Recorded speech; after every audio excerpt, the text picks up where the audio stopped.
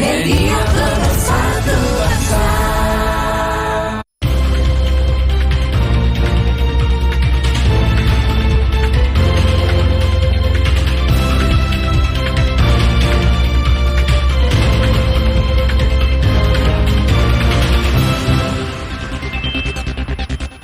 Selamat pagi saudara dimanapun Anda berada, senang sekali Klik Indonesia Pagi kembali hadir menjumpai Anda selama 1 jam ke depan. Kali ini bersama saya Andin Wijaya. Ya, dan saya Teguh Fajri. Berikut ini kita simak 2 berita utama Klik Indonesia Pagi hari ini.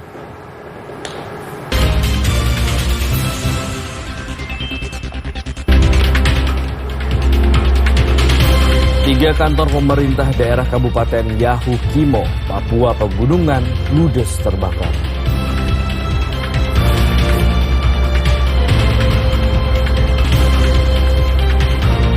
Presiden Joko Widodo menegaskan bahwa Indonesia masih akan mengkaji serta mempertimbangkan keikutsertaannya untuk menjadi anggota BRICS.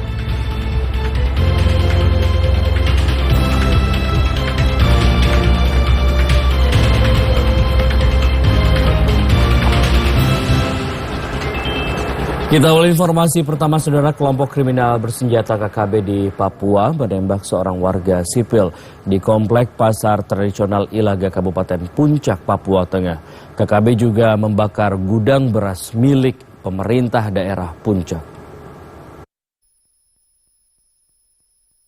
Kabid Humas Polda Papua Kombes Pol Ignatius Beni Prabowo menginformasikan seorang warga sipil bernama Lukman Ahmad menjadi korban penembakan oleh kelompok kriminal bersenjata KKB di Ilaga, Kabupaten Puncak, Papua Tengah. Aksi penembakan itu terjadi pada Rabu malam saat korban sedang berada di kios miliknya. Tim gabungan TNI Polri sempat melakukan penyisiran di sekitar tempat kejadian perkara, namun tidak berhasil menemukan keberadaan pelaku. Usai aksi penembakan terhadap warga sipil, kelompok separatis teroris itu juga melakukan pembakaran bangunan gudang beras milik Pemda Puncak.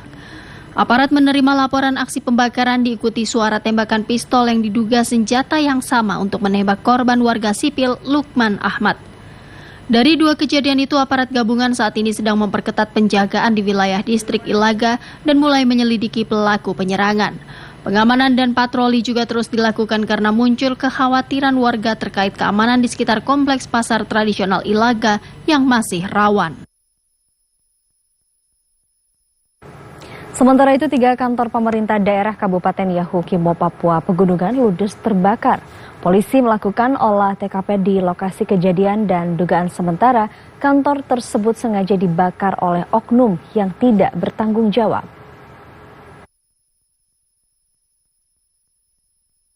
Tiga bangunan kantor Pemda Yahukimo di Provinsi Papua Pegunungan yang terbakar, yakni Dinas Pemberdayaan Masyarakat Kampung, Dinas Pelayanan Terpadu Satu Pintu, dan Dinas Pendapatan Daerah. Peristiwa kebakaran terjadi pada Kamis dini hari sekitar pukul 1 waktu Indonesia Timur. Kurangnya sarana pemadam kebakaran menyebabkan aparat kesulitan memadamkan api.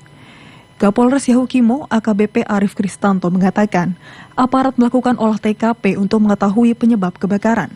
Polisi masih belum mengetahui penyebab kebakaran.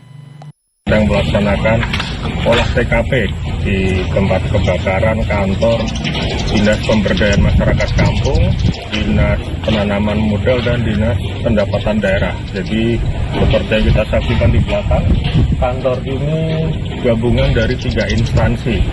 Nah, peristiwanya diketahui hari Kamis dini hari pukul tanggal 24 Agustus 2023 pukul 00.48.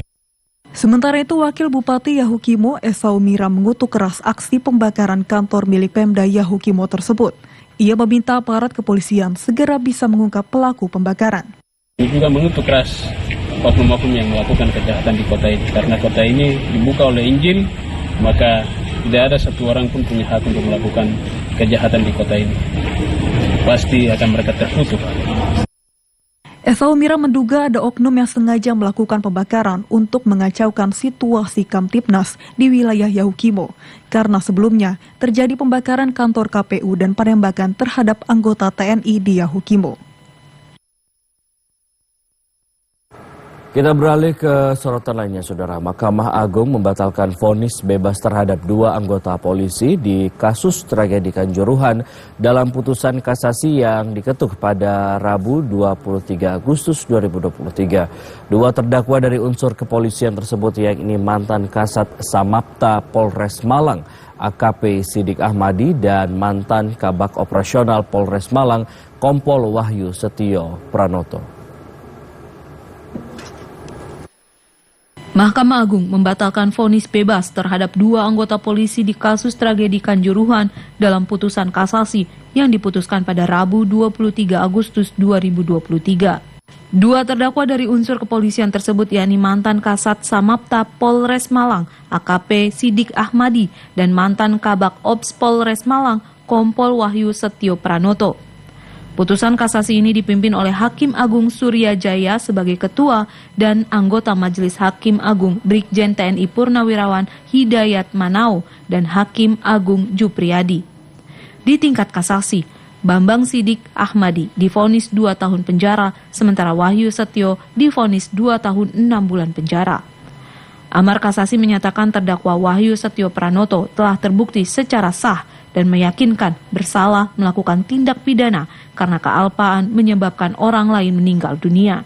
Selain itu, kedua terdakwa juga menyebabkan orang lain luka berat dan karena kealpaannya menyebabkan orang lain luka sedemikian rupa sehingga berhalangan melakukan pekerjaan untuk sementara.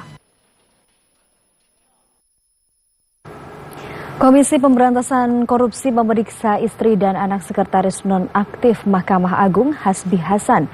Tim penyidik KPK memeriksa keduanya sebagai saksi dugaan korupsi yang menjerat Hasbi Hasan. Komisi Pemberantasan Korupsi KPK terus mendalami kasus suap penanganan perkara di Mahkamah Agung dengan tersangka sekretaris nonaktif Mahkamah Agung Hasbi Hasan. Kepala Bagian Pemberitaan KPK Ali Fikri menyatakan, tim penyidik KPK memeriksa istri sekretaris nonaktif MA Hasbi Hasan, Ida Nursida, dan anak mereka Widat Zahra Adiba. Keduanya dimintai keterangan dalam kapasitasnya sebagai saksi untuk tersangka dugaan suap pengurusan perkara di MA Hasbi Hasan dan tersangka perantara suap dalam kasus tersebut Dadan Triyudianto. Kendati demikian, Kepala Bagian Pemberitaan KPK Ali Fikri belum mengungkapkan materi yang digali dalam pemeriksaan kedua saksi tersebut. Sebelumnya, KPK juga memanggil istri Dadan Triyudianto, Riris Rizka Diana, untuk dimintai keterangan. Saudara, Satuan Tugas Tindak Pidana Perdagangan Orang atau TPPO menerima 788 laporan pada selama periode 5 Juni hingga 23 Agustus 2023. Dari putusan laporan itu, polisi menangkap 958 tersangka kasus dugaan perdagangan manusia. Kepala Biro Penerangan Masyarakat Divisi Humas Polri, Brigjen Pol Ahmad Ramadan menyatakan selama periode 5 Juni hingga 23 Agustus 2023, Polri telah menangkap 958 tersangka kasus dugaan perdagangan manusia. Modus tindak pidana perdagangan orang atau TPPO yang paling banyak adalah dengan mengirimkan pekerja migran secara ilegal. Selanjutnya, jumlah korban yang diselamatkan terkait laporan itu 2.536 orang. Brigjen Pol Ahmad Ramadan mengatakan penegakan kasus TPPO ini dilakukan atas perintah Kapolri Jenderal Polistio Sigit Prabowo. Pengungkapan kasus TPPO ini merupakan salah satu isu yang dibahas dalam ASEAN Ministerial Meeting on Transnational Crime atau AMMTC ke-17 yang digelar di Labuan Bajo, Nusa Tenggara Timur pada 19 hingga 23 Agustus 2023. Kemudian jumlah tersangka pada kasus TPPO sampai kemarin 958 orang, ya. Dan perlu kami sampaikan bahwa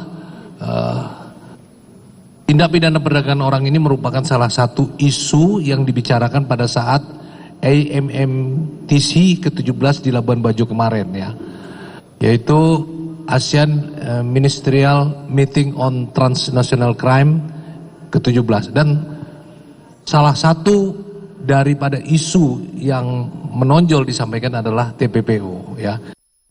Polri sebelumnya mengimbau masyarakat waspada terhadap setiap penawaran kerja di luar negeri dengan gaji tinggi. Selain itu, Polri juga meminta masyarakat memastikan perusahaan penyalur tenaga kerja yang menawarkan pekerjaan bergaji tinggi resmi atau tidak. Hal itu perlu dilakukan agar masyarakat mendapatkan hak-hak perlindungan sosial, kesejahteraan, dan hukum selama bekerja di luar negeri. Direktorat Tindak Pidana Narkoba Barreskrim Polri mengungkap tindak pidana pencucian uang atau TPPU dari kasus narkoba jenis sabu dengan barang bukti 47 kg. Dari pelaku, Polri mengamankan aset bernilai lebih dari 80 miliar rupiah. Kepala Biro Penerangan Masyarakat Divisi Humas Mabes Polri, Brigjen Pol Ahmad Ramadan menyatakan, dengan dikenakannya tindak pidana pencucian uang atau TPPU, Polri tidak hanya mengungkap kasus peredaran narkoba, juga akan menelusuri aset-aset dari para pelaku untuk kemudian disita. Ini merupakan komitmen dari Direktorat Tindak Pidana Narkoba Barreskrim Polri untuk memiskinkan bandar narkoba. Barang bukti TPPU yang disita dari terdakwa FA alias V berupa 10 unit kendaraan yang terdiri atas 4 unit sepeda motor gede dan 6 unit roda 4. Kemudian, aset tidak bergerak seperti tanah dan bangunan yang terdapat di sejumlah wilayah Bogor dan Bali berjumlah 34 sertifikat hak milik dengan total nilai lebih dari 80 miliar rupiah dan sisa saldo rekening serta uang tunai total 5,9 miliar rupiah. Pengungkapan narkoba, namun juga penelusuran aset-aset daripada para tersangka atau pelaku narkoba, bandar narkoba, yang nantinya juga akan ditelusuri, disita. Tujuannya apa? Tujuannya adalah memiskinkan para pelaku, para bandar narkoba. Sementara itu, Direktur Tindak Pidana Narkoba Barreskrim Polri, Brigjen Pol Mukti Juharsa mengatakan, tersangka FA alias V merupakan pembeli sekaligus pemodal narkoba jenis sabu asal Malaysia seberat 47 kg yang ditangkap pada April 2022. Direktorat Narkoba selain menyelamatkan para korban narkoba untuk direhab, kita juga berkomitmen untuk memenggal para bandar dengan tindak pidana TPPU atau money laundering sehingga seluruh asetnya dapat disita dan dikembalikan kepada negara dan kita miskinkan para bandar. Tujuan kami adalah memutus mata rantai dengan menggunakan PPPU. Sekretaris Utama Pusat Pelaporan dan Analisis Transaksi Keuangan PPATK, Irjen Pol Arbet Sianipar menyatakan, pengungkapan TPPU kasus narkoba ini merupakan hasil kolaborasi dan kerjasama PPATK dan Barreskrim Polri.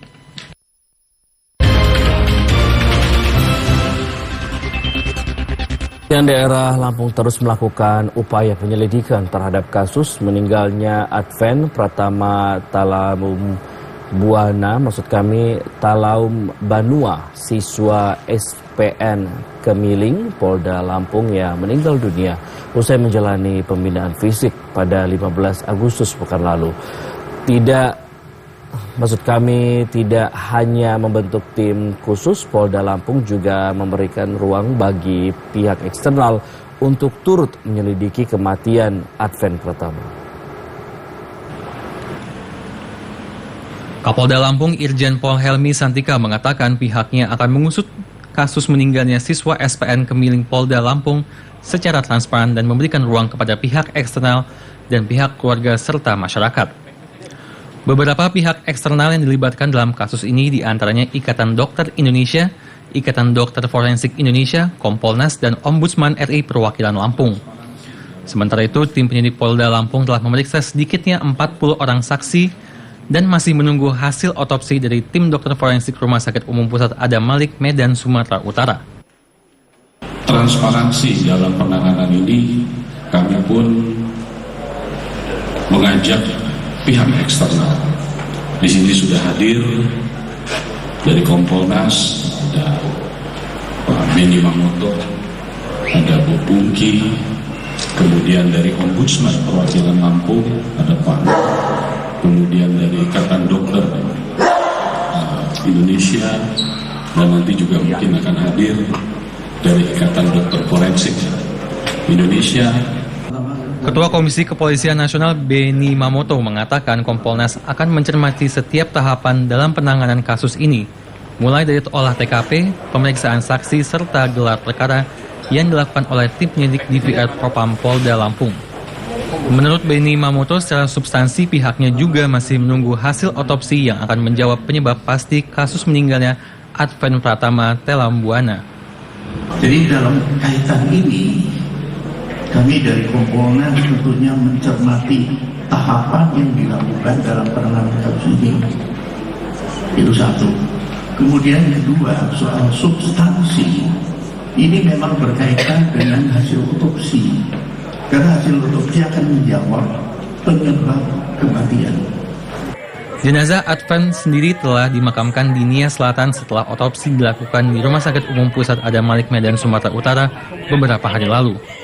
Pihak keluarga menilai kematian Adven tidak wajar karena ditemukan banyak kejanggalan terhadap luka-luka yang ditemukan di tubuh Adven Pratama.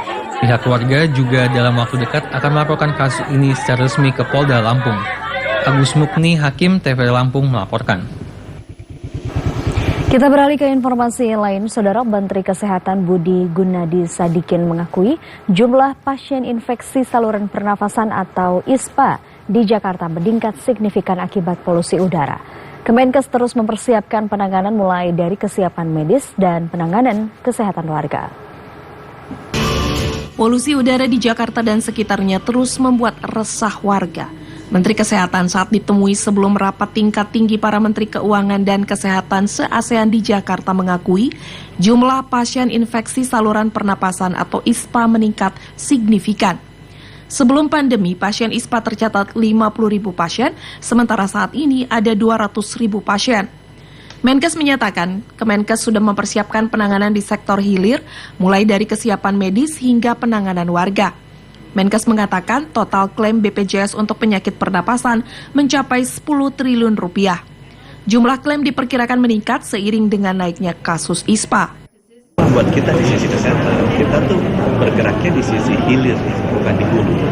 Kita menangani akibatnya, bukan menangani sebab. Jadi posisi saya adalah mengencourage agar sektor-sektor di hulu, yaitu ada sektor energi, sektor transportasi, sektor lingkungan hidup, supaya bisa menekan emisi partikel-partikel ini, sehingga kita yang di hilir itu tekanannya berkurang. Meski kondisi polusi udara di Jakarta dan sekitarnya memburuk yang terlihat dari data Indeks Kualitas Udara atau IQR, namun Menkes optimis polusi udara ini bisa dikendalikan seperti halnya pengendalian polusi udara di Cina.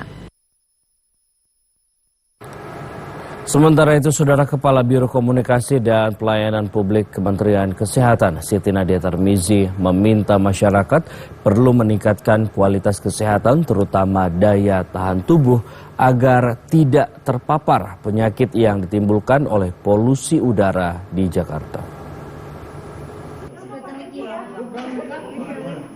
Kepala Biro Komunikasi dan Pelayanan Publik Kemenkes Siti Nadia Tarmizi mengatakan masyarakat perlu mengurangi aktivitas di luar rumah mengingat indeks kualitas udara di Jakarta tidak sehat sehingga dapat mengakibatkan infeksi saluran pernafasan atau ISPA dan sejumlah potensi penyakit lainnya. Kemenkes juga menyarankan masyarakat untuk menggunakan masker ketika melakukan kegiatan di luar rumah. Polusi udara telah menyebabkan kasus infeksi saluran pernafasan akut atau ISPA naik 4 kali lipat hingga mencapai 200 lebih orang. Siti Nadia Tarmizi menegaskan Kemenkes hanya bisa menangani dampak dari polusi udara. Ia meminta pihak lain terkait untuk bekerja sama mengurangi penyebab polusi udara.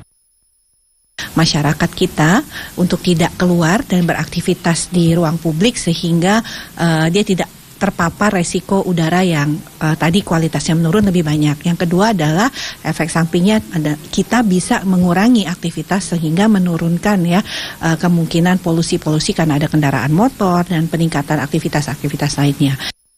Sementara itu, Siti Nadia Tarmizi menambahkan banyak faktor yang mengakibatkan terjadinya polusi udara atau menurunnya kualitas udara, diantaranya adalah faktor kendaraan bermotor, industri, musim kemarau berkepanjangan, dan juga akibat badai El Nino. Sementara itu, Saudara, Menteri Pariwisata dan Ekonomi Kreatif Sandiaga Uno optimis upaya yang telah dilakukan pemerintah untuk menekan dampak polusi udara Jakarta seperti menerapkan kebijakan WFH bagi ASN dan modifikasi cuaca akan mampu meminimalisir dampak terhadap sektor pariwisata dan ekonomi kreatif. Menparekraf Sandiaga Uno mengaku pihaknya masih menghitung dampak dari buruknya kualitas udara di beberapa daerah, khususnya di Jakarta. Meski begitu, dirinya optimis upaya yang sudah dilakukan pemerintah, seperti menerapkan kebijakan work from home bagi ASN dan modifikasi cuaca, akan mampu menekan dampak polusi udara di sektor parekraf. Menparekraf berharap dengan langkah cepat yang diambil oleh semua pihak dapat mengurangi polusi udara di DKI Jakarta, karena dalam waktu dekat ini Jakarta akan menjadi tuan rumah Piala Dunia Basket dan KTT ASEAN. Per hari ini kami sedang menghitung, namun kami optimis dengan langkah gerak cepat dari semua pihak, gerak bersama melibatkan kolaborasi dan juga menggarap semua potensi untuk pengurangan polusi, kita bisa meminimalisasi dampak terhadap sektor pariwisata dan ekonomi kreatif. Menparekraf Sandiaga Uno juga menyampaikan sejauh ini belum mengambil kebijakan untuk membatasi wisatawan dampak dari polusi udara ini. Karena langkah ini masih melihat naik turunnya indeks polusi udara dan jika berada di level yang membahayakan, Menparekraf akan segera mengambil kebijakan. Karena sejak pandemi COVID-19, sektor pariwisata di Indonesia sedang menggeliat. Pandemi COVID-19 yang menghantam dunia sejak tahun 2020 menghancurkan begitu banyak sistem kesehatan dan melemahkan ekonomi dunia termasuk Indonesia. Dibutuhkan kerjasama dan konsolidasi pendanaan yang terstruktur bagi negara ASEAN untuk menghadapi pandemi di masa depan. Sekretaris Jenderal Kementerian Kesehatan Kunta Wibawa Dasa Nugraha mengatakan Pandemic Fund bisa menjadi salah satu siasat yang bisa dilakukan banyak negara jika pandemi terjadi lagi. Siklus pandemi yang diprediksi berlangsung panjang membutuhkan konsolidasi pendanaan yang terstruktur bagi negara ASEAN. Sejauh ini sejumlah negara ASEAN telah mengumpulkan dana untuk menangani pandemi COVID-19. Total dana yang terkumpul mencapai 17,7 juta dolar Amerika Serikat. Pada pertemuan yang melibatkan Menteri Kesehatan dan Menteri Keuangan negara-negara kawasan ASEAN itu, Indonesia mengusulkan agar dana existing tersebut diperluas pemanfaatannya bukan hanya untuk COVID-19, tetapi bisa untuk menanggapi pandemi di masa depan.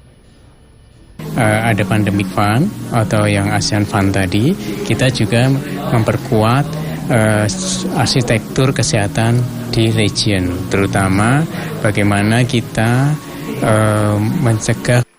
Dana penanggulangan COVID-19 saat ini juga tersedia di setiap negara anggota ASEAN. Inisiatif Pandemic Fund merupakan respon negara ASEAN untuk mengintegrasikan pencegahan dan respon pandemi di masing-masing negara maupun secara global. Dan saudara, informasi lainnya akan kami hadirkan usai jeda berikut ini. Klik Indonesia Pagi segera kembali.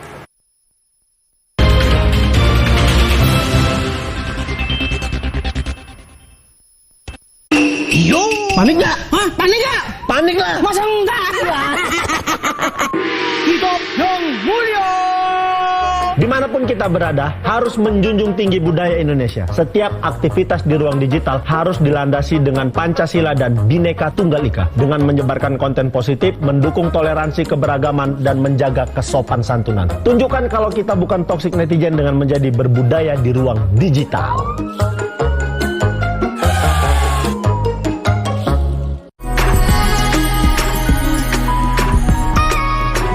TVRI jadi salah satu tonggak kemajuan Indonesia, bukan sekedar jadi ruang informasi dan hiburan. Hadirnya TVRI menjadi sebuah kebanggaan. Selamat ulang tahun yang ke-61 untuk TVRI, teruslah berinovasi dan berkreasi sesuai perkembangan zaman, dan teruslah berkarya untuk Indonesia. Tegak kokoh berdiri di seantero negeri. membahas seragam topik menarik tentang dunia kesehatan bersama Dr. Lula Kamal, Dr. Dika, dan bintang tamu kompeten. Untuk menunjang kesehatan janin dalam kandungan. Kan bahwa denyut nadinya malah lebih turun. Kalau usia kehamilan ibunya lebih tinggi. Halo dokter, Senin sampai Jumat, pukul 9.30 waktu Indonesia Barat. Dokter, kan nasihat itu asli.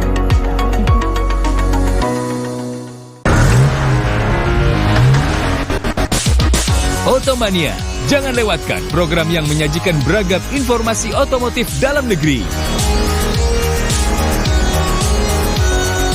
Otoscreen, tayang 30 menit, hadir dengan sajian dan ulasan yang menarik. Saksikan Otoscreen di kanal TVRI Nasional dan TVRI Sport.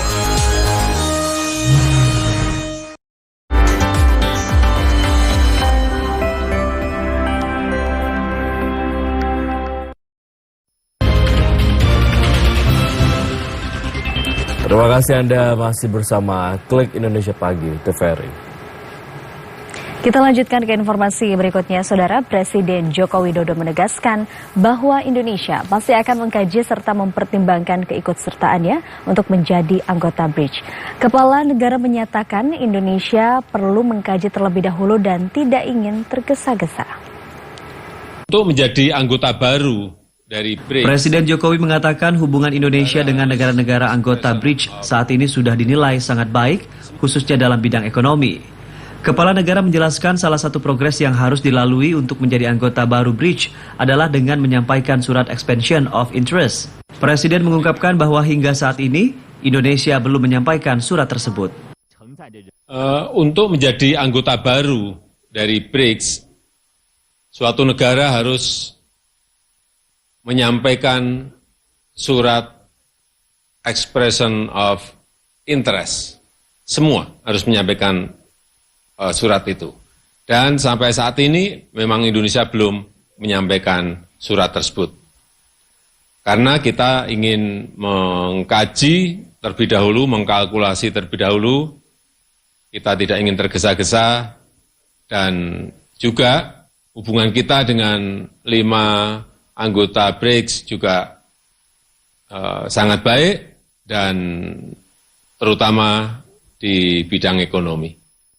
BRICS merupakan blok ekonomi yang beranggotakan Brazil, Rusia, India, dan China, serta Afrika Selatan.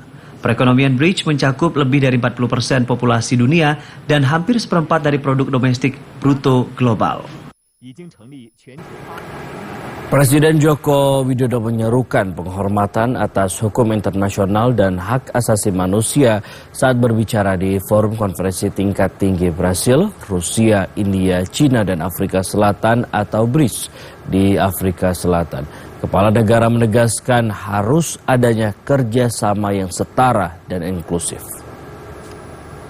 Sebelum kita membahas berbagai kerjasama, Presiden Joko Widodo menegaskan untuk negara-negara yang hadir dalam konferensi tingkat tinggi Brazil, Rusia, India, China, dan Afrika Selatan atau BRICS untuk menghormati hukum internasional dan hak asasi manusia.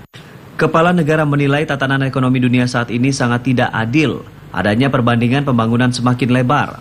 Karena itu Presiden Jokowi meminta semua pihak, terutama negara-negara berkembang, untuk menolak diskriminasi perdagangan. Presiden Jokowi meminta BRICS menjadi bagian terdepan untuk memperjuangkan keadilan pembangunan dan mereformasi tata kelola dunia yang lebih adil. Sebelum kita membahas berbagai kerjasama, ada satu hal mendasar yang harus kita sepakati. Semua dari kita harus konsisten menghormati hukum internasional dan hak asasi manusia. Kita semua melihat tatanan ekonomi dunia saat ini sangat tidak adil, gap pembangunan semakin lebar, rakyat miskin dan kelaparan semakin bertambah, dan situasi seperti ini tidak boleh dibiarkan. Diketahui, Presiden Joko Widodo menjadi salah satu pembicara di KTT BRICS di Afrika Selatan. Presiden Jokowi mengatakan semua negara berkembang untuk bersatu dan memperjuangkan hak-hak agar adil dan tidak ada diskriminasi. Saudara, Presiden Joko Widodo mengajak seluruh negara berkembang untuk bersatu dan memperjuangkan haknya untuk kemajuan negaranya. Presiden Jokowi menekankan pada sesi konferensi tingkat tinggi BRICS ke-15 yang digelar di Sandton Convention Center, Johannesburg, Republik Afrika Selatan. Presiden Jokowi menyebut segala tindak diskriminasi terhadap upaya kemajuan negara-negara berkembang harus dihilangkan dan kerjasama yang setara serta inklusif harus terus disuarakan. Presiden Jokowi menilai tatanan perekonomian dunia saat ini dinilai tidak adil dengan kesenjangan pembangunan ekonomi yang semakin besar di antara negara berkembang dan negara lainnya yang mengakibatkan rakyat menderita. Presiden Jokowi menekankan bahwa situasi tersebut harus segera diselesaikan. Kehadiran saya hari ini bukan hanya sebagai pemimpin Indonesia, tapi sebagai sesama pemimpin The Global South yang mewakili 85% populasi dunia yang menginginkan win-win formula. Kehadiran saya di sini juga didasari keinginan untuk terus menghidupkan spirit Bandung yang masih sangat relevan sampai saat ini, di mana soliditas, dan kerjasama antar negara berkembang perlu terus diperkuat. Presiden Jokowi menilai bahwa situasi dunia saat ini berada di tengah situasi yang mengecam kehidupan umat manusia. Hal tersebut dikarenakan oleh perang dan konflik yang terjadi saat ini. Untuk menghadapi krisis global, maka dibutuhkan kekompakan dan solidaritas antar negara, termasuk di antara negara-negara selain global. Oleh karena itu, Presiden Jokowi menegaskan bahwa semangat Bandung yang masih sangat relevan harus terus diperkuat. Saudara, Indonesia berencana untuk bergabung menjadi anggota Organisasi Kerjasama Ekonomi dan Pembangunan atau Organization for Economic Cooperation and Development. Proses bergabungnya Indonesia menjadi anggota Organization Economic Cooperation and Development memakan waktu kurang lebih 4 hingga 8 tahun. Menteri Koordinator Bidang Perekonomian Erlangga Hartarto menyatakan, jika Indonesia nantinya masuk menjadi anggota Organisasi Kerjasama Ekonomi dan Pembangunan atau Organization for Economic Cooperation and Development (OECD), akan memberikan manfaat bagi masyarakat. Erlangga Hartarto mengatakan dalam pertemuannya dengan ke-28 negara anggota OECD di Hotel Park Hyatt Jakarta Kamis malam, seluruhnya menyatakan dukungan kepada Indonesia untuk bergabung dalam OECD. OECD adalah organisasi internasional yang mempromosikan koordinasi kebijakan dan kebebasan ekonomi di antara negara-negara maju. Namun menjadi anggota OECD bukanlah perkara mudah. Sejumlah syarat harus dipenuhi agar dapat diterima sebagai anggota OECD. Di antaranya persetujuan dari 38 negara anggota OECD. Proses aksesi juga butuh waktu lama, yakni antara 4 hingga 8 tahun. Dan pada pertemuan ini saya menyampaikan terkait dengan keinginan Indonesia untuk menjadi member OECD.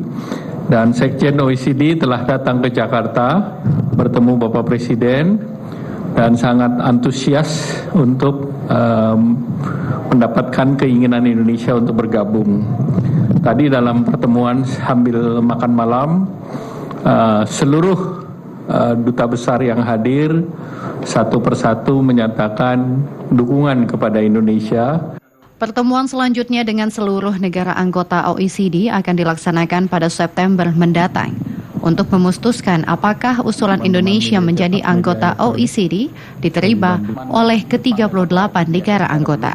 Dan pengadaan barang dan jasa apa aja yang akan? Bank Indonesia memprediksi pertumbuhan ekonomi global di 2023 sebesar 2,7%. Prediksi ini dipengaruhi oleh peningkatan ketidakpastian dalam perekonomian global. Gubernur Bank Indonesia Peri Warjio mengatakan pergeseran komposisi pertumbuhan ekonomi global pada tahun 2023 ini semakin menguat.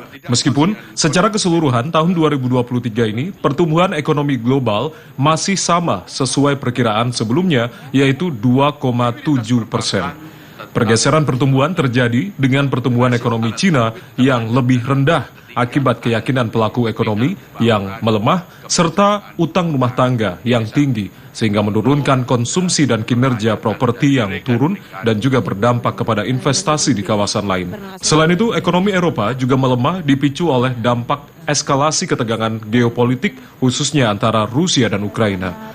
Di sisi lain, pertumbuhan ekonomi Amerika Serikat lebih baik dari perkiraan semula dipengaruhi oleh konsumsi yang membaik, ditopang kenaikan upah dan pemanfaatan tabungan yang tinggi. Sementara itu, tekanan inflasi negara maju masih tinggi, dipengaruhi perekonomian yang kuat dan pasar tenaga kerja yang ketat, sedangkan inflasi di negara berkembang telah menurun.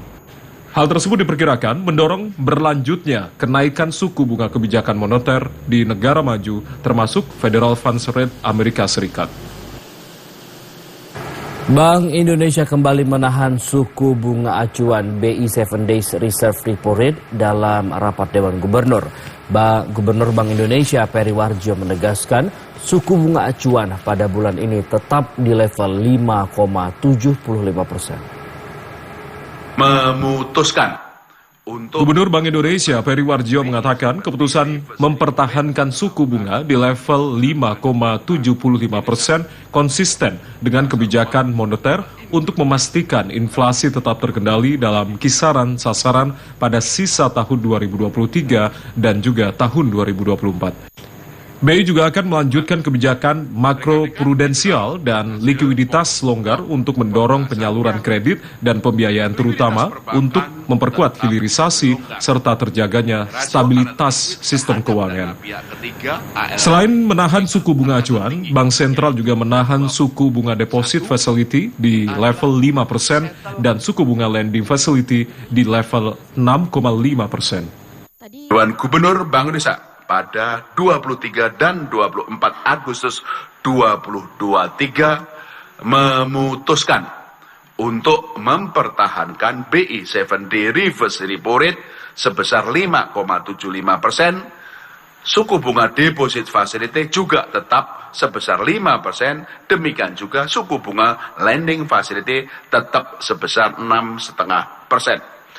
Keputusan mempertahankan BI 7-day reverse repo rate tersebut sebesar 5,75% ini konsisten dengan stand kebijakan moneter untuk memastikan inflasi tetap terkendali dalam kisaran sasaran 3 ± 1% pada sisa tahun 2023 dan 2,5% ± 1% pada tahun 2024.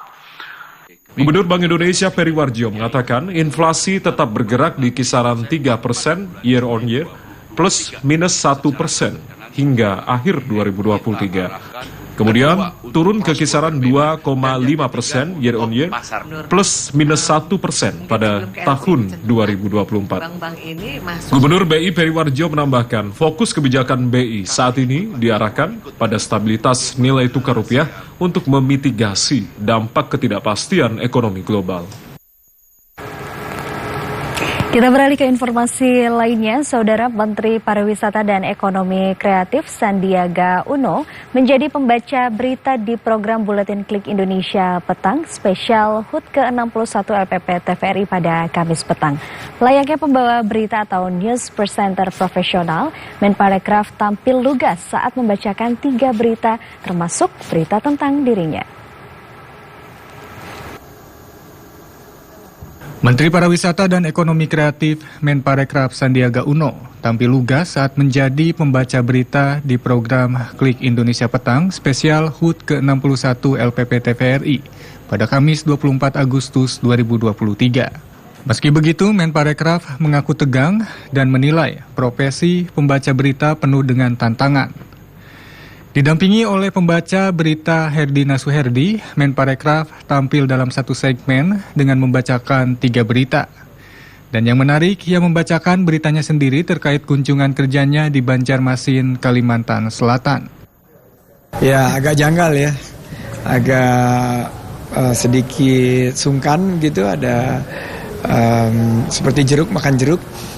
Tapi setelah sempat tersenyum-senyum, akhirnya bisa menyelesaikan. beritanya. TVRI teruslah menginspirasi, memberikan informasi dengan penuh dedikasi untuk Indonesia Emas 2045 terus melaju untuk Indonesia maju. Menparekraf Sandiaga Uno berharap industri media, khususnya televisi sebagai salah satu subsektor industri kreatif, bisa konsisten menciptakan lapangan kerja baru di Indonesia. Saudara, Televisi Republik Indonesia sebagai lembaga penyiaran publik memiliki peran penting dalam merawat sejarah bangsa. Salah satu cara yang dilakukan lembaga penyiaran publik Televisi Republik Indonesia adalah dengan turut menyiarkan dokumenter agar masyarakat dapat mengetahui sejarah-sejarah bangsa melalui tayangan-tayangan tersebut.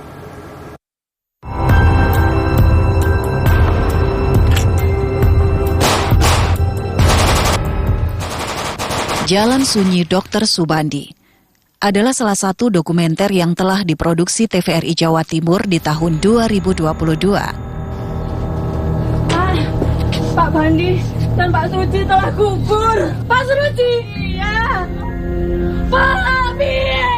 Kisah kepahlawanan dokter pejuang asal Jember, Jawa Timur tersebut diadopsi dari sebuah karya tulis biografi karya Gandhi Wasono berjudul Jejak Kepahlawanan Dokter Pejuang.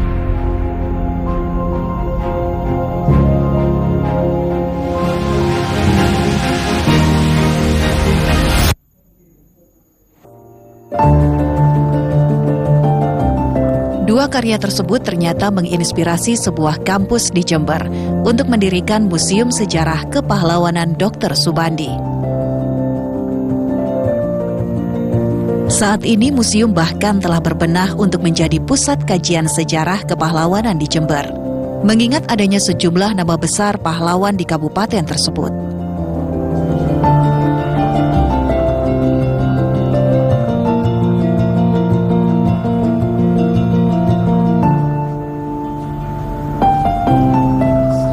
Museum ini saat ini menjadi bagian dari perpustakaan Universitas Dr. Subandi yang perpustakaannya saja bisa diakses umum, apalagi museumnya untuk lebih bisa untuk diakses dan dipersilakan pada yang berpotensi menggunakan, mengambil pelajaran dan lain-lain bebas. Bung, Bung, lihat Bung, apa itu? Apa ini berita yang ditunggu? Berita apa, Bung? Ya, ini berita yang ditunggu. Berita apa itu, Bung? Bung, berita apa itu, Bung? Dalam hal riset dan penguatan fakta sejarah, baik yang telah muncul atau yang mungkin belum terungkap, TVRI Jawa Timur memang melibatkan kalangan akademisi untuk memperkuat riset dan data produksi sebuah dokumenter sejarah.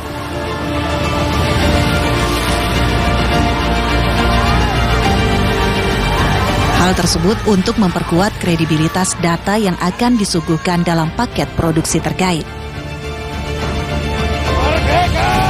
Sejumlah karya dokudrama TVRI Jawa Timur seringkali melibatkan akademisi dari Universitas Airlangga Surabaya untuk berdiskusi dan penguatan riset fakta-fakta sejarah yang ada, yang harus diketahui oleh publik sebagai pemirsa.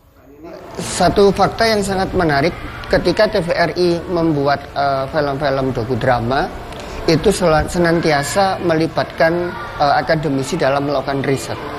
Itu adalah langkah yang sangat harus diapresiasi.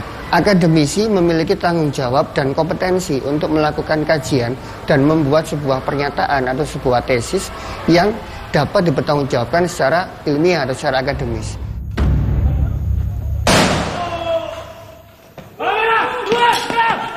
Peran penting lain dalam pembuatan dokumenter sejarah adalah keberadaan komunitas, khususnya komunitas pegiat sejarah.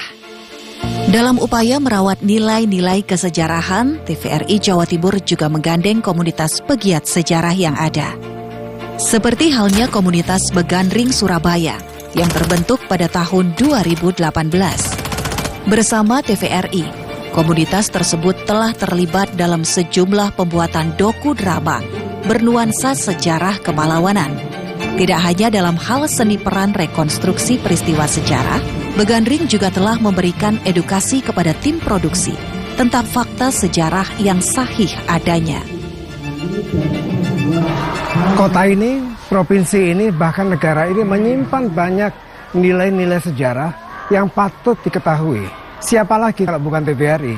Kalau toh kita mengharapkan dari lembaga yang lain, belum tentu mereka secara idealis akan menyampaikan itu. Tapi TVRI sebuah lembaga yang memang untuk publik, dan itu konsumsi publik, itu sesuatu yang perlu diketahui.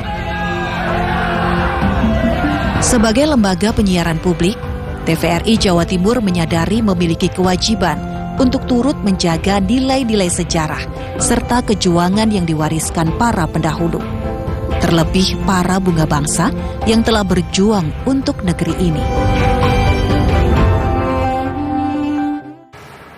Saudara, selain mengunjungi Lanut Iswa Judi Magetan, Jawa Timur, peserta Prestor Media Dirgantara 2023 berkesempatan mengunjungi Kawah Chandra di muka penerbang TNI Angkatan Udara di Lanut Adi Sucipto, Yogyakarta pada Kamis 24 Agustus 2023.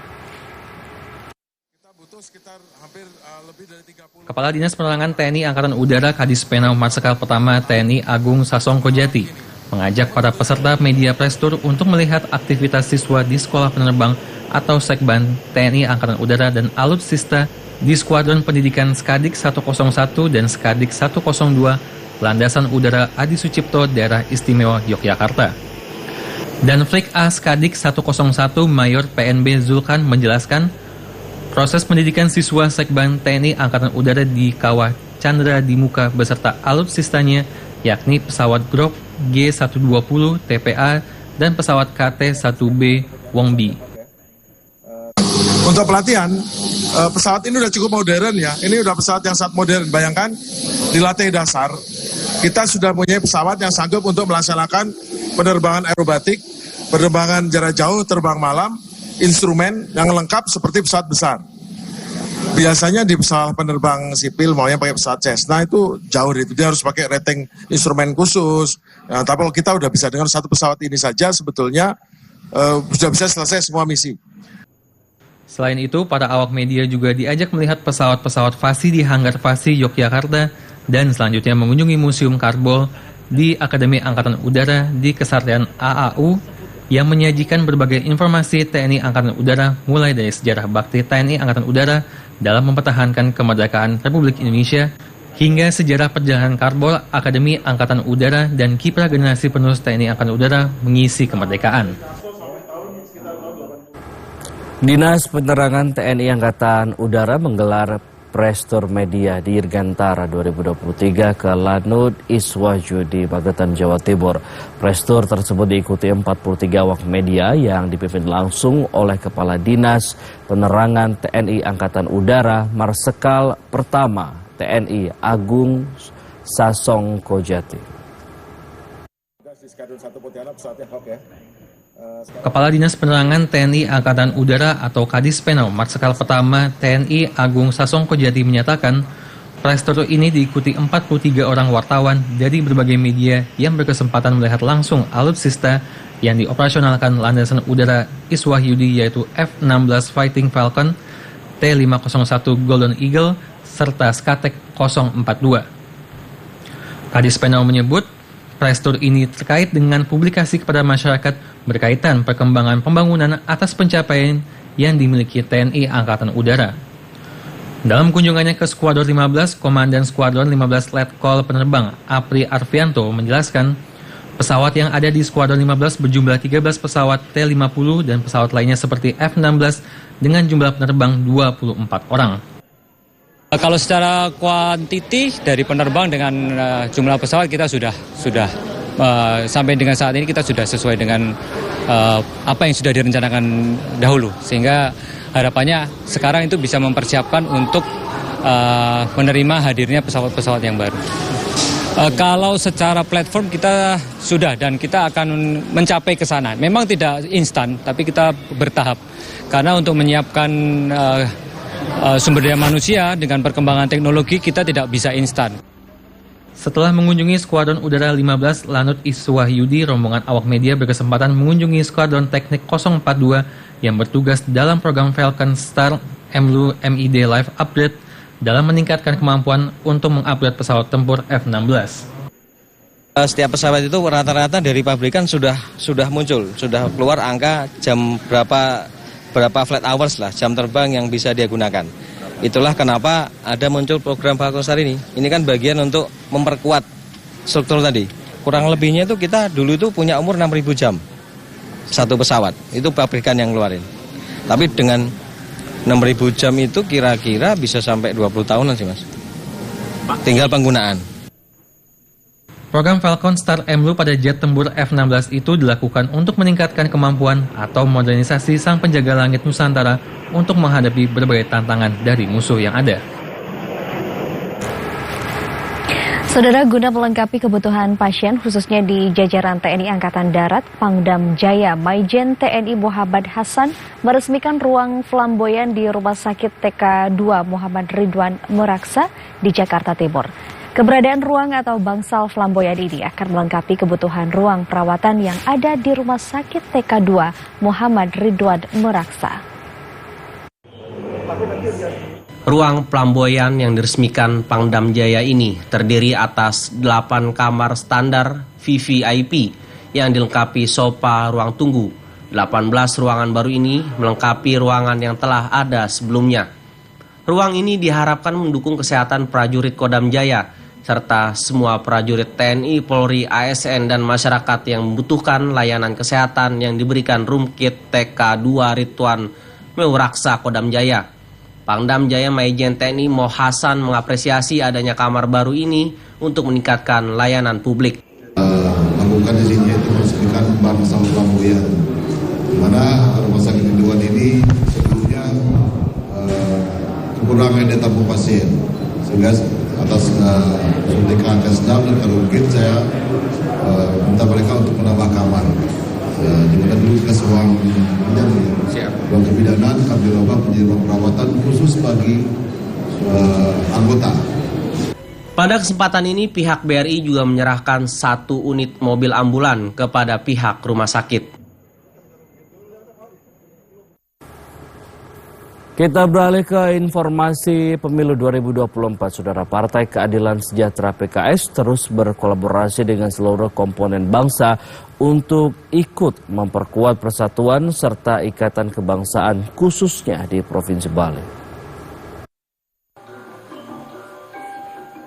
Dialog kebangsaan yang digelar Partai Keadilan Sejahtera PKS yang berlangsung di Bali dihadiri dengan banyaknya tokoh masyarakat dan organisasi kemasyarakatan ini menunjukkan kuatnya ikatan kebangsaan dan kuatnya persatuan di antara komponen bangsa. Ketua Majelis Suro PKS Dr. Salim yang menjadi pembicara pada dialog kebangsaan menyerukan adalah tanggung jawab kebangsaan menjadi tanggung jawab setiap warga negara Indonesia untuk melanjutkan perjuangan dan cita-cita para pendiri bangsa. Sejauh mana nasionalisme Partai Keadilan Sejahtera, walaupun sudah kita buktikan, tidak ada satu musibah pun di negeri ini kecuali kader-kader kita berat belum semua. Karena apa? Karena tidak mungkin satu partai pun mampu membangun negeri ini. Tidak mungkin. Dan dalam sejarah terbukti. Bahkan di era reformasi ini, kita semua harus bergandengan tangan untuk membangun negeri tercinta ini.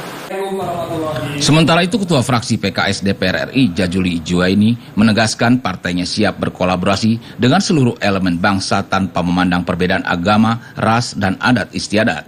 Bahkan dirinya mendorong program pembangunan karakter bangsa berbasis pendidikan dan penguatan institusi keluarga.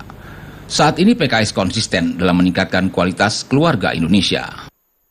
PKS itu konsen mengajukan di DPR RUU tentang ketahanan keluarga, karena kami yakin keluarga itu satu unit terkecil yang menentukan arah kebijakan, kualitas satu bangsa.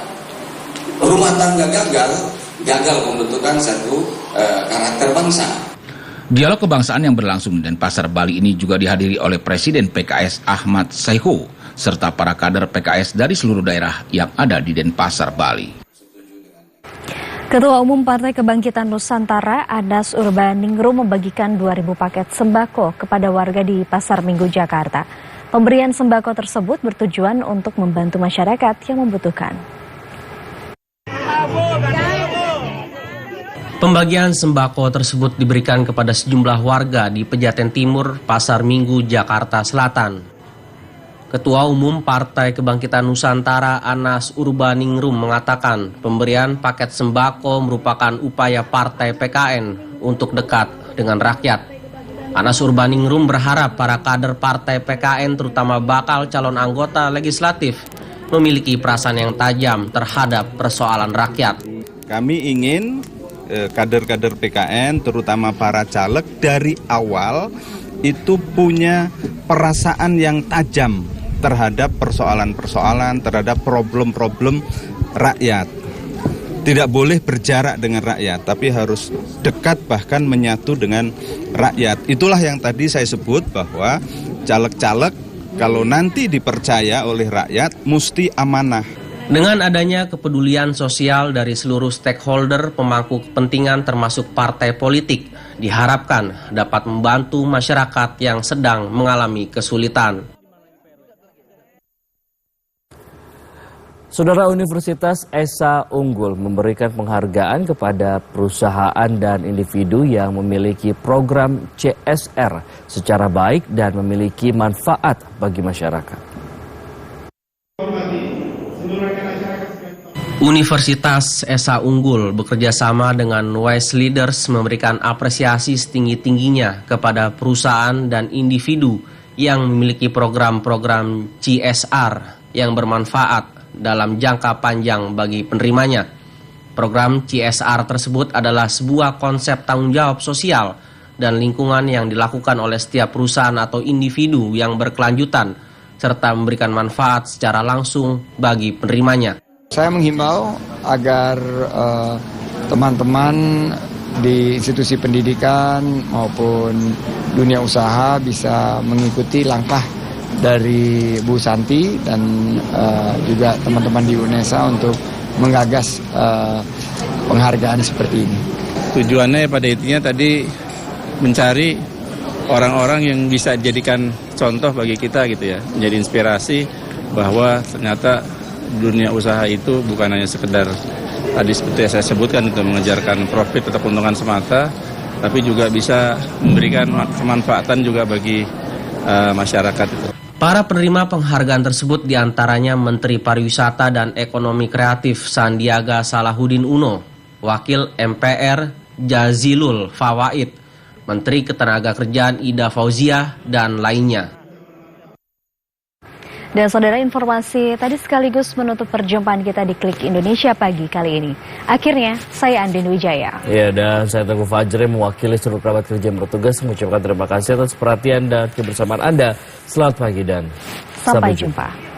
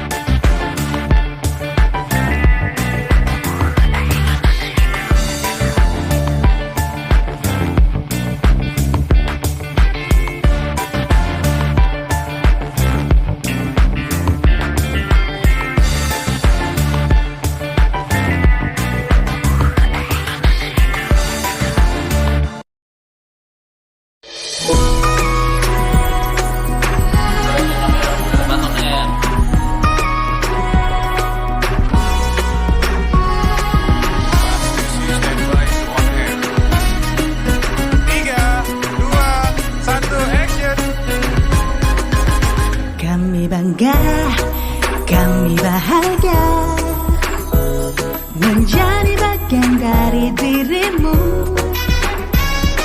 Tegak kokoh berdiri di seantero negeri, kami bangga memilikimu. Informasi yang berguna kau berikan untuk cerdaskan bangsa.